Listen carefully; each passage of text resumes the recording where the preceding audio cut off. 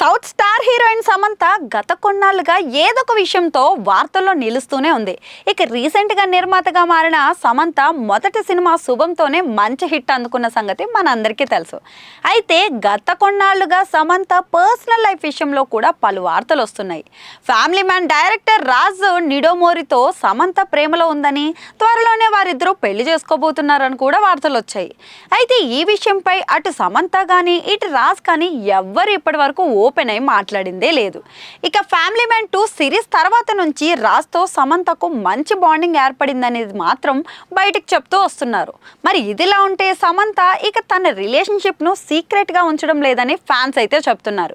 దానికి కారణం సమంత రీసెంట్గా తన సోషల్ మీడియాలో చేసిన ఒక పోస్ట్. సమంత తాజాగా తన ఇన్స్టా టైమ్ లైన్లో రాజ్ నిడుమోరు మరియు తన ఫ్రెండ్స్తో కలిసి పికిల్ బాల్ ఆడుతున్న పోస్ట్ని అయితే షేర్ చేసింది. ఆ పోస్ట్ చూసిన తర్వాత ఆమె ఫ్యాన్స్ ఇకనైనా తమ బంధాన్ని అఫీషియల్గా అనౌన్స్ చేసి బయటకు వస్తున్న వార్తలకు చెక్ పెట్టాల్సిన టైం వచ్చిందని కామెంట్స్ చేస్తున్నారు.